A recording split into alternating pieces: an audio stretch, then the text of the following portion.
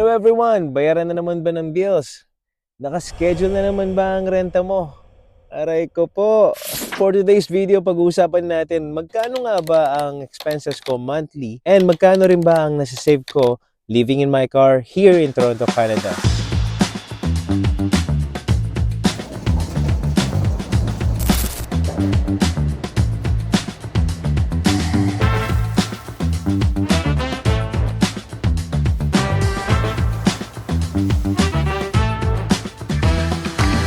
Araw-araw kumakayod, sideline, overtime ka pa minsan, pero bakit wala ka pa rin nasisave? Well, ganyan din po ang problema ko before dahil hindi ko alam kung paano ko iipunin or paano ko itatabi yung pambayad ko sa rent. Magkano nga ba ang renta dito sa Toronto, Canada? Well, iba-iba po yung rate dahil nga naman sa ibang province mas mura kumpara dito sa Toronto. And kung pupunta ka sa marketplace, makikita mo yung mga presyo ng bawat kwarto dito sa Toronto. May makita kang 500, kaso sharing kayo doon. Possible, dalawa kayo sa isang kwarto.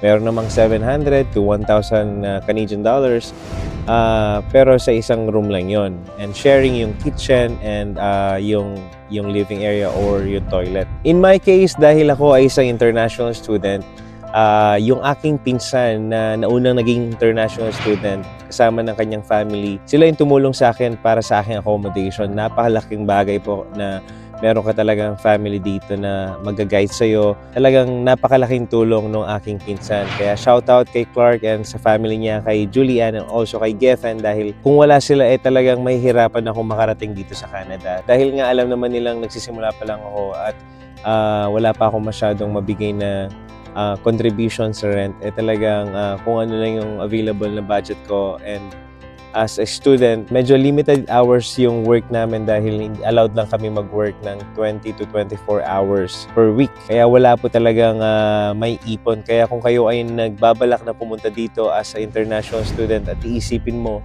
na kaya mo namang kitain yung para sa school or para sa renta or sa ibang expenses mo, nagkakamali po kayo doon. Wag po kayong magpabudol sa ganong klaseng thinking dahil mahihirapan kayo talaga na makahanap ng work na full-time while you are a student. Kaya dumating sa point na dahil tumaas yung rent ng pinsan ko at hindi ko kayang sabayin yung pag-increase din, napunta tayo sa ganitong situation. Nag-move out tayo dahil nga hindi natin mabigay din yung share natin sa rent. Kasabay-sabay yung mga bayarin natin sa school at syempre meron tayong mga ibang obligasyon sa buhay, diba? So kaya napunta tayo sa van life.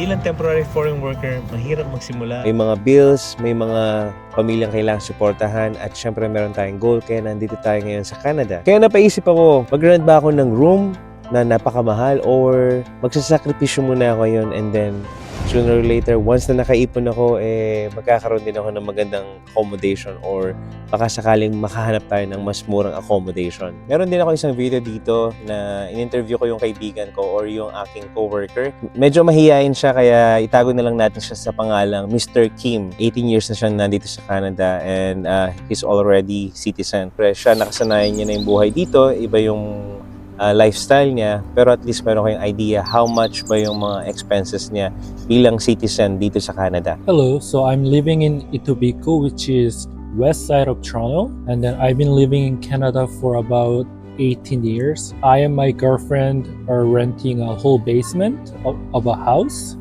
Rent is about $13.50 a month, which includes all the utilities. And I pay $50 extra for my car charging, and I'm paying $1,100 a month for my car payment. I'm financing it, and my insurance is a little high. It's about $550 a month. For gas, because I'm driving electric, I'm not paying anything for gas, but like I mentioned before, I pay about $50 extra to my landlord so I can use their home charging system. In terms of utilities, thankfully, it is included in my rent.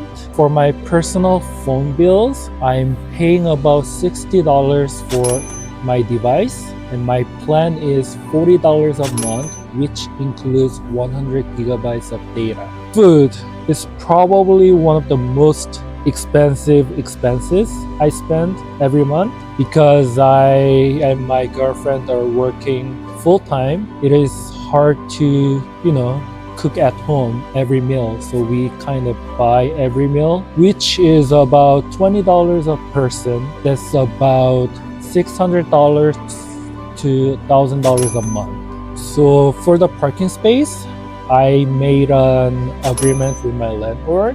They initially asked $100 a person extra, but because we are renting long term, my landlord avoided it and it's kind of included in the rent. If people make minimum wages, they better find a room, otherwise they won't be able to save any money. So, can you still save money? Like on your current work and also your girlfriend, you think you can still save money? Well, because we both work, we can barely survive in Toronto. Di ba grabe yung expenses, pero hindi naman natin siya ma-judge kung paano yung way ng kanyang pag-save or kung ano yung mga gusto niyang gawin. Dahil syempre, pinaghirapan naman niya yung kita niya. At the same time, nasa yan kung ano yung goal mo. Ang purpose naman ng video ito is para magkaroon kayo ng idea kung paano kayo makakasave ng pera. Baka sakaling meron din kayong mga ideas na pwedeng i-share, pwede niyo i-comment or i-share sa akin. And pwede kong i-apply din dun sa mga daily routine ko.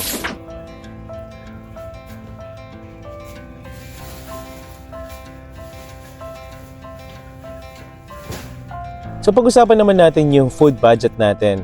Usually, ang daily routine ko pagdating sa food naman is kapag morning or breakfast ko, hindi talaga ako makain ng almusal. Bibili lang ako ng kape sa McDonald's. Mas mura yung coffee nila sa McDonald's kumpara dun sa Tim's. Mura din naman siya pero mas affordable yung coffee nila sa McDonald's. Halos nakakasave ako ng $1 kumpara dun sa Tim's na coffee nila.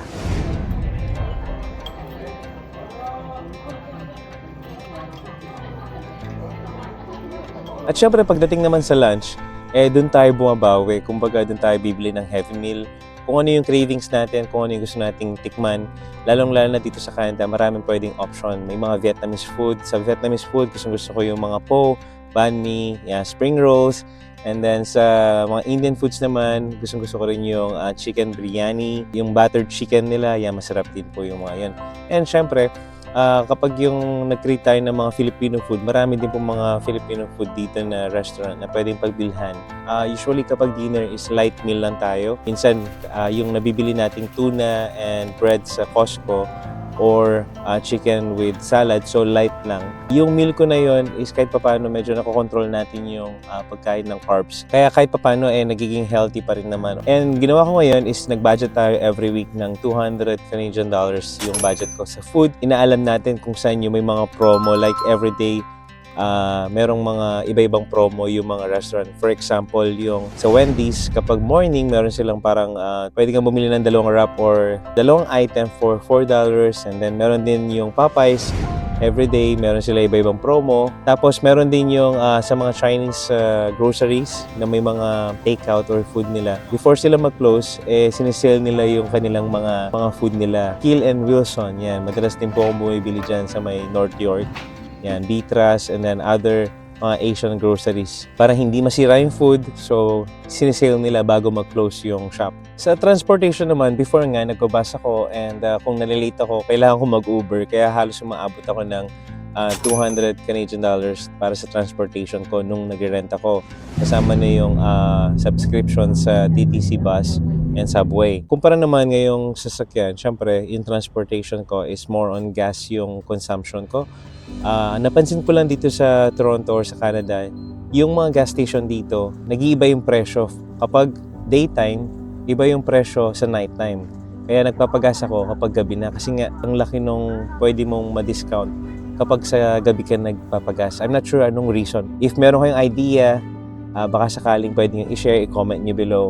Sa gasolina ko, $150 to $200 Canadian a month. Kung sa Pilipinas, every year yung insurance nyo, dito, every month ang insurance. Yung iba umaabot ng 400 or 500. Sa atin naman, nagkataon naman na mababa yung nakuha nating insurance which is $227 Canadian dollars monthly. Imagine mo yun, 227 is equivalent to almost or more than 10,000 pesos sa Pilipinas.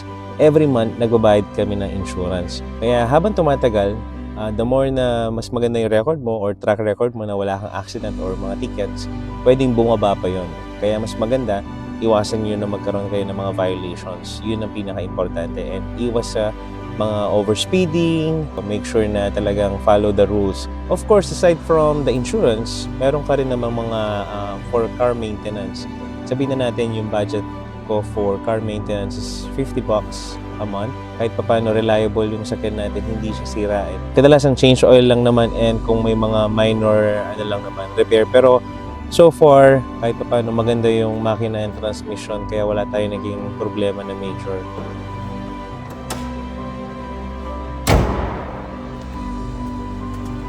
Sa gym membership natin, umaabot ito ng $34. Ako kasi pinili ko yung black card membership dun sa isang gym. Kasi para makapag-access ako or makapunta rin ako sa ibang location. May mga time na madidistino ako dun sa area na yon and dun ako matutulog. So at least kahit saang area, basta makita ko na merong mga gym doon, doon ako magpo-park. Good thing about gym membership is that, of course, kahit na tamad ka mag-gym, dahil nga nandun ka na, kahit pa paano, makapag-treadmill ka ng 30 minutes, nagiging healthy ka. Aside doon, meron din silang mga ibang mga services na pwede mong i-avail or amenities pa. Tulad ng massage chair. Kahit everyday ka mag-massage chair doon, pwede. May mga hydro massage, kung gusto mo magpatan, meron din silang mga tanning na machine doon. May water fountain in case na gusto mo mag-refill ng water mo para mas masave mo din yung data mo at hindi laging naka-data ka lang. Pwede kang mag-connect sa Wi-Fi. Kaya maraming advantage.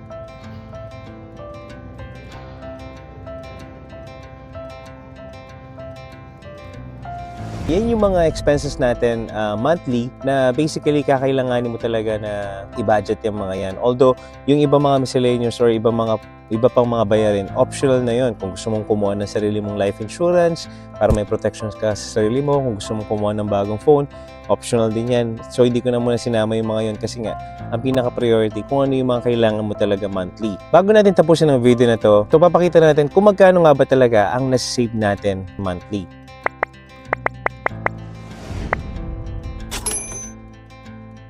So kung ang rent natin ay let's say ranged from 750 Canadian dollars to 1,000 Canadian dollars, kung hindi tayo nagbabayad ng rent, ang pwedeng ma-save natin is ganito hanggang ganito. Kung itong mga amount na to, i-multiply mo sa 12 months, magkano aabutin ito? Let's say kung ako makasave ako ng 20,000 to 30,000 pesos. Malaking bagay na yon para sa family ko kasi nga kung yun may ipon in 1 year, halos 200 to 300,000 pesos ang pwede kong masave sa isang taon.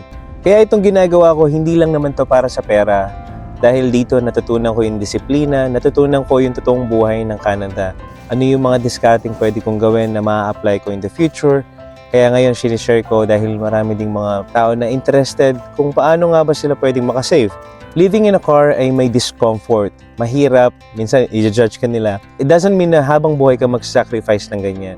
Well, kung para sa isang goal na lifetime mo naman mapapakinabangan, magiging maganda yung magiging result. Kaya tanong kabayan, worth it ba? Well, para sa akin, yes.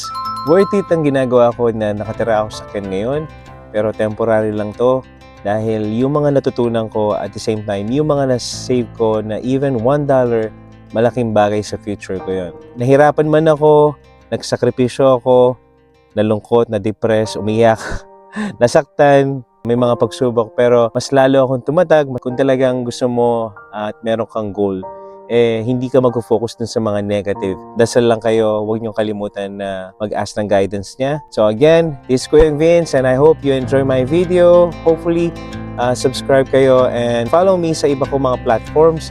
Meron tayo sa Facebook, TikTok, Instagram, and syempre dito sa YouTube. Again, this is the real journey of a traveler. This is Kuya Vince. See you again for our next video.